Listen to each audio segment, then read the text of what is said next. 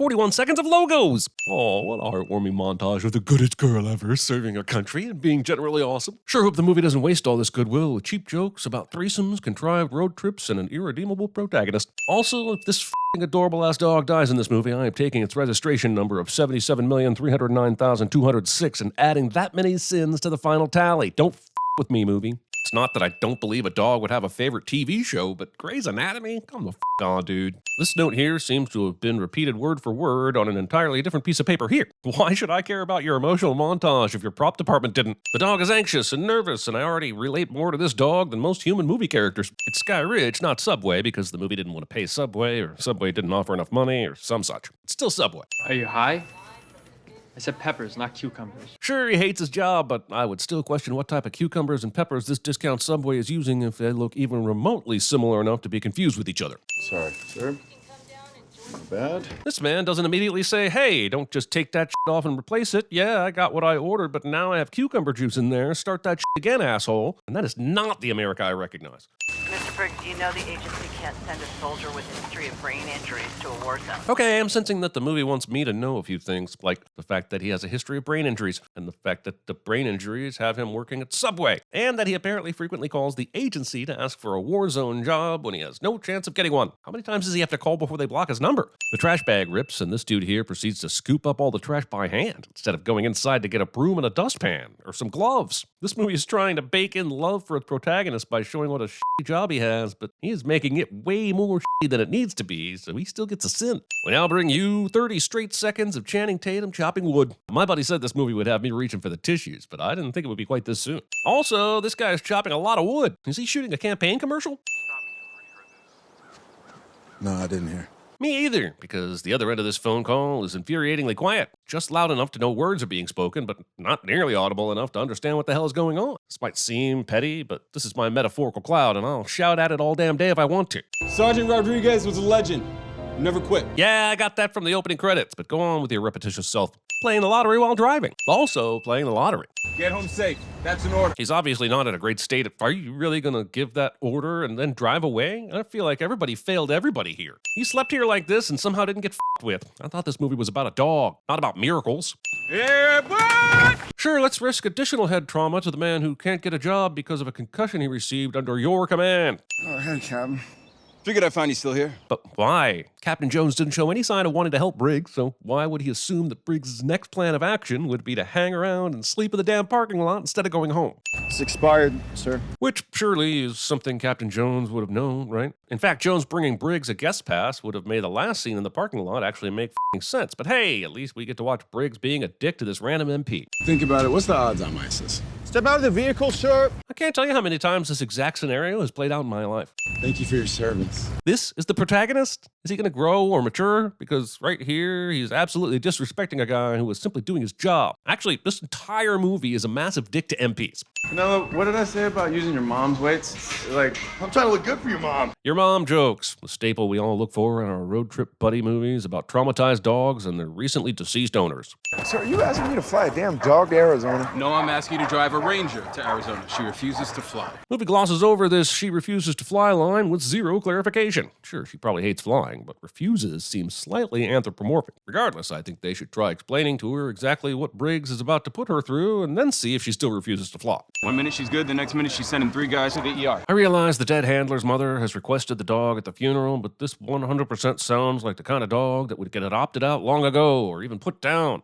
Just send a different, well-behaved canine to the funeral, and I bet Mom doesn't even notice the difference. There's not a handler or PD crazy enough to adopt her up. Aw, screw you, movie. We all know how this is gonna end. You didn't have to spell it out for us. How about I disappear her ass? You make the call and we both go on with our lives. This is a dickhead suggestion that I honestly can't believe Briggs is making. This dog has been through just as much as any human ranger and wasn't even given a choice in the matter. And he wants to disappear her ass as a thank you for her service? And we're rooting for this guy? You stick your neck out for battalion, I'll stick mine out for you. Take it or leave it. When you think about it, it's pretty f***ed up that Jones is ready to ruin Briggs' life just to get a dog transported to a funeral. Yes, it means lying, but if he's prepared to do it, then it shouldn't be based on whether Briggs does him a pretty trivial favor in return. On the other hand, it's equally f***ed up that Jones is happy to endorse Briggs and get him a job that he knows he isn't medically fit to perform. What am I supposed to be invested in here? She's got every combat trigger in the book. So you keep her secured, and you don't take her out in public. Then why is he being trusted to do this? If Jones is saying there isn't a single ranger or dog handler on active duty that can take the dog for the funeral, why does he think Briggs will be able to do it? If anyone asks, say she's on her way to rehabilitation. Do retired soldiers have to follow orders that require them to lie? I don't think that they do. Be cool. Easy. Did you know that bees and dogs can smell fear? Hey, man, I forgot to tell you not to touch her on the ears, man. I left that part out. Hey, let's all laugh along as these two assholes laugh at a medically discharged ranger that they've deliberately allowed to trigger a severely traumatized dog. Hilarious. Why do I feel like the dog is being punished for being the very thing they want human soldiers to be? Also, and I can't say this enough, the military would never send this dangerous ass dog to a funeral just to please a family member. What the Christ is even going on here? What is your deal, man? Come on. Oh, I don't know. Maybe it's the life spent in an active war zone, or the fact that she's now muzzled and in a box she can barely stand in while driving through a desert with no clue where her actual owner is or what the hell is going on. Maybe she has to pee, eat, drink, any of the things you haven't let her do since you left. I think a few barks and whimpers are understandable. Bye, Crazy Town. That asshole Captain Jones must have skipped the part of the briefing that said, hey, whatever you do, don't take a pit stop at a firing range. Although maybe he assumed he didn't need to state the blindingly obvious. I was about to send this guy for leaving the dog in the crate in the car so long, but then the dog went all Hulk and broke the damn crate. So I guess the sin is for the crate? Considering the military knew exactly how anxious Lulu was, I really would have expected them to provide a cage that could withstand more than light pawing. Taking pills without water like an absolute sociopath. Now he's gonna drug the dog. Everyone in this movie is failing this dog. But also, stuffing pills in your wiener in the hope that it will put your bitch to sleep. Channing Tatum singing The Lion Sleeps Tonight is not funny, but it's intended to be funny. Some parts of this movie are the 21 Jump Street Channing Tatum, and then other parts are the Hateful Eight Channing Tatum, and it's giving me Whiplash Miles Teller. You used to be a legend, not no more, huh? And you're just falling asleep on me. I know he's pissed because Lulu ate up his front seats, but I still feel like Briggs is demonstrating unreasonable levels of dickishness towards an animal that can A, not explain itself, and B, has extreme PTSD. Makers, can we get 2 more of those, please? You want me to tease it? Now he's on a self-initiated speed dating run like this is the 40-year-old virgin. The only thing getting teased around here is my patience, and I wonder why I'm about to spend 3 extra minutes watching Briggs hitting on women in the hope that being ex-military will get him some spontaneous sex, which shockingly doesn't work. What the is this movie? Be chill, and I'll be chill with you. You, dude. So far you've called her name, shouted at her, took her to a gun range, drugged her, and now you're asking her to chill? At what point will it just become too late to like this guy? Are we gonna be cool? Or do we need to have another meeting of the mind? He said meeting of the mind instead of minds, and I just wanted to acknowledge that at least one of the writers realized there was only one mind at work, and it isn't the one driving the car. As if the earlier 3 minutes of Channing Tatum striking out at a bar didn't satisfy whatever need it was supposed to satisfy, we'll now have another 3 minutes of Channing Tatum trying to bullshit his way into a threesome. We help heal people by moving blocked energy so they can experience the full potential of sexual pleasure. Well, I do that too, but I didn't have any idea I could be getting paid for it. Now the dog, neglected, drugged, underfed, and underwalked, will chew up her former owner's backpack, which was to go to the guy's family, and look, this is just what a normal dog would do after the way she's been treated. But for a while at least, I bet he gets angry at her about this. He's clearing his chakra with the sex healers so he can have a threesome with them, and now this movie is Road Trip or some shit. Nearly 1/3 in, and it's all over the top, big swings at bad comedy. This is what my heart needed. Yeah, let's go. It's beginning to feel like someone was given the title of the movie and just assumed Briggs was the titular character and wrote as many scenes as possible with him acting like a dog. But then they got the full treatment, which explained what the movie was actually supposed to be about, only they didn't have enough time to rewrite the movie. So they kept all this shit and shoehorned in a few scenes with poor Lulu to save face. Oh, my Buddha. Oh, my Buddha. Dasani. Whatever happened to you, dog, huh? Trauma! What is he not understanding here? Army has no place for liabilities, and that's all you are now. I believe that the Army sending this Cujo down to a soldier's funeral is the very definition of liability. Also, for the record, the parallels between Briggs and Lulu are not lost on me. Both were discharged from the military, both grieving, both seemingly written off by the rest of the world. The problem is that it's a sweet story surrounded by Briggs doing some indefensible shit while berating Lulu for being, well, a dog. Lulu slips her collar and jumps out the back of the truck, probably because she really needs to pee, and he goes after her without bringing the leash. So even if he catches up to her and somehow calms her down, he's going to have to carry this angry-ass war dog all the way back to the car, and that will result in lacerations galore. Never has the saying, getting lost in the weeds, been quite so applicable to a movie. Come, dog. This movie should have been called Stupid Person. Well, now I'm just picturing a Magic Mike and Misery crossover where a fan Tatum naps Mike and forces him to do the most depressing strip show imaginable, which, for the record, would still be an easier watch than this movie. Time for you to start squealing. Movie will spend altogether too long on this deliverance fake-out instead of anything like the doggy style we've been promised. Wait. You got 5 minutes to clear your head. You can join her ass. I'm not saying I want to see Briggs being tortured, but other than giving him a chance to escape, there's really no need for this 5-minute wait between the initial threat and fingernail pulling. Also, sure, this sounds intimidating in the moment, but in about 5 minutes, it won't make a damn bit of sense because Lulu is actually with this man's wife enjoying some edibles. Movie thinks a thirsty homage to Pulp Fiction can save it, and it cannot. He's been tranquilized, and now he's breaking and entering with a goddamn hatchet, and what the is going on? This is 6 movies in one. I'd be impressed if I wasn't so fucking bored. I told you not to hit those edibles so hard. That's funny, but I'm not taking off a sin. In fact, I'm adding a sin for a movie this boring and totally inconsistent having the balls to actually be funny for a moment. Discount Stephen Lang. Holy shit! Wait, I don't actually think that's him.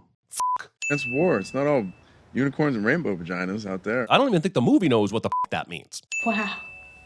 You two are definitely karmically connected. Fuck off. For the first time in the entire movie, we are shown that the dog is allowed to go to the bathroom now and then. Christ. But also, she's super calm now. And yeah, the hippie lady talked to her and shit, but that talk included the dog's apparent past life in ancient Egypt, so I don't trust anything she said. So for me, the dog is basically suddenly passive with no believable explanation. Also, this sign she's peeing under says thou shalt not kill. And while I agree with that particular Judeo-Christian ethic, I do have to wonder why it's on a road sign in the backwoods mountain roads of wait. Why aren't they traveling on the interstate? As Lulu runs off, I have to ask, how does he get her back this time when there aren't any pot-growing hippies around to snare them both? I'm not sure there's any good excuse for a book or binder entitled Give War a Chance, unless this thing is satire, and honestly, I've been told I don't have a good enough handle on what satire means for me to be comfortable addressing that point. What is this, a Nicholas Sparks movie? What is he doing? He stopped along the side of the road at sunset to sit on the hood of his truck and make a phone call? Also, people who talk on the phone like this, put it up to your ear, you jackass.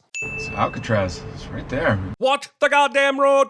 You only got about 3 more days left on this green earth. Hold the fucking phone. They're actually planning to euthanize this dog, but want it to attend a funeral first? It's so violent and unkeepable that they're going to kill it, but first they expect a former soldier with mental health issues to somehow get the dog to be nice for a day just for the funeral, and then they're going to put it down? What the fuck? Put the dog down, send a lookalike, and save tons of money by not filming any of this. Holy offensive crap, Batman. Are you with me? I still have too many questions about the dog's sudden, unexplained tameness to be with you, dude. Is he pretending to be blind to gain access to... Wait, back it up. Is he pretending to be blind? I've tried to defend this scene in my brain in a few different ways. Is it satire? Is it actually a genius commentary on the lengths veterans have to go to be recognized? Is he just trying to get Lulu a comfy bed? But at some point, I think I just have to acknowledge that Briggs pretending to be a blind man in order to score a free hotel room is just fucking offensive and not as funny as I hope the movie was thinking it was going to be. I'll never forget about Portland. Ever. You were in San Francisco. Portland was yesterday. Why are you making it sound a long time ago? Or are you only driving 50 miles a day? No! Wow, it's almost like somebody should have warned Briggs not to... So you keep her secured, and you don't take her out in public. Oh, that's right. They fucking did. Scene contains a wedding, but no comically large sheet of glass being transported through the hotel for Briggs to run into. So the dog saw someone in traditional Middle Eastern clothing and attacked them. And that does not make sense. I realize the dog has PTSD and was in the Middle East as a service dog, but did they fucking train that dog to kill every Middle East person they saw? Surely the dog interacted regularly with non-militant civilians over there, no? Oh my God, I can see. This is this movie's fucking problem in a nutshell. Directly after a scene where a war dog has PTSD that makes it attack an innocent man based on his clothing, we get this, oh, I've been busted as a seeing person, better make a half-assed attempt at pretending as though the sight is brand new. Pick a fucking lane. It's even more insane to leave my practice and fly back from Boston just to prosecute a veteran trying to get his dog to a funeral. Awesome, he took the high road. But do the cops really let the victims push the talk button in these two-way mirror interrogation room situations? I don't think they do. Also, Briggs is beyond lucky that this man isn't prosecuting, or else this is 100% the end of the movie. Now we get more Channing Tatum singing. For a guy trying to get to a funeral in Arizona, this dude is still curiously in the Pacific Northwest. Goonies never say die. Mommy, who's Bill? Skip. Briggs has now been rejected from the home of what we suppose is his kid or his nephew or niece, whatever. And it was less than 4 minutes ago this movie was ringing laughs from this douche-ass singing to the dog as he drove. Okay, dog. You've tried my family, let's try yours. Well, this seems super one-sided. We don't have any idea what went on in that house, but I'm pretty sure it was your fault. Also, it sure is lucky both of their families just happen to be somewhere close to their route to the funeral. After all, this runtime isn't going to pad itself. You gotta show her that work can be fun again. The f*** you say? Daddy, was this on the ground? No. You're lying. I saw it fall. Kids. But also lying to your kids. After several minutes of talking about knowing when to pull the dog out of the war zone so they can learn to be dogs again, they put Lulu right back to work. I know it's pretty shitty that this homeless guy stole Riley's stuff, but did we really need this scene of Briggs beating said homeless guy to get it back? What's the movie trying to say here? Homeless people are dicks for wanting to stay warm? Look, by God, I mean anything. Could be a rock, could be a shoe, could be his damn barber. But we all gotta pick something at some point. Wanna bet? You even listening to me? I wish I wasn't. Car waits until it's raining the most amount of rain to ever rain before breaking down cliche. Breaking and entering. All right, you wanna go? Come on! Come on then! I don't think these two ever got along enough to justify this as a true third act conflict cliche, but it sure feels like that's what we're going for here. Cross your paws. Let's see if this thing works. Somehow, this abandoned barn in the middle of fucking nowhere has power, a working lamp, and a working TV equipped with a damn DVD player. Reading the private letters of a dead soldier. You slept with Karev. Yeah. Yeah, but when the future chief of surgery comes knocking, what are you supposed to do? God damn it, I can't believe I'm more invested in this episode of Grey's Anatomy than I am in the movie it's inside of. Why did he immediately go to the highway and start hitchhiking? That barn had electricity and a computer in it. Walk over to the main house, knock on the door, and use the fucking phone. Dogs. He said they had to go 100 clicks in 6 hours with no signal. Did he not have any signal the entire 100-kilometer stretch? We even saw him get a ride from someone, so why didn't they drop him at a gas station that had a phone? My point is this dog-carrying, dirty, sweaty walking entrance is some bullshit. Tatum salutes here, but then in the next shot, we see him do it all over again. I understand why he's hugging Riley's mom, but he must stink like a pig farm at this point. Go for it.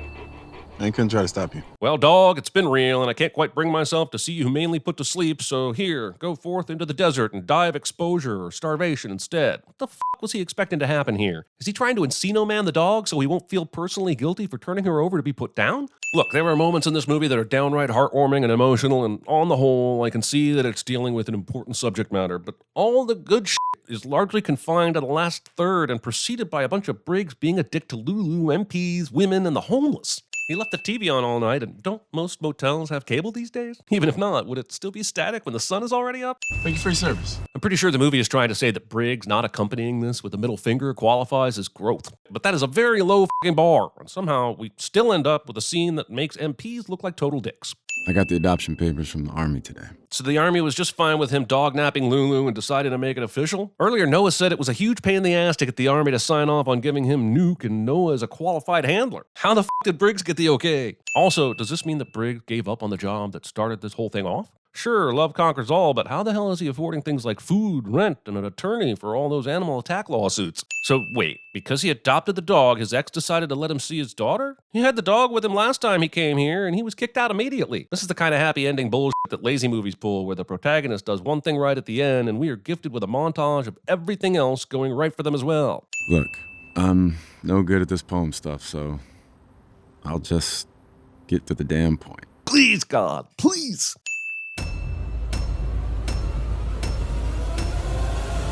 I am down. I am totally down.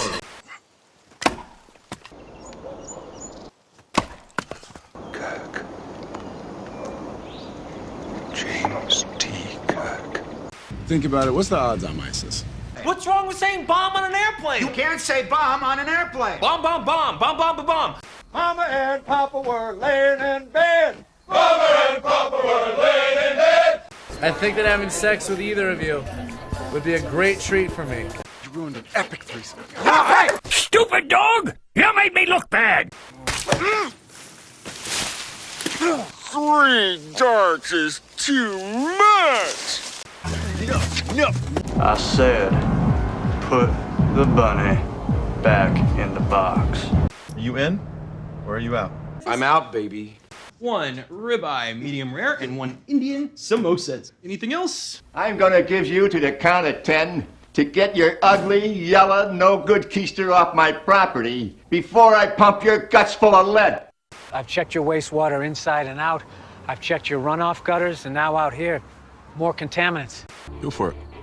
I ain't gonna try to stop you. Someone f***ing stop! Will you?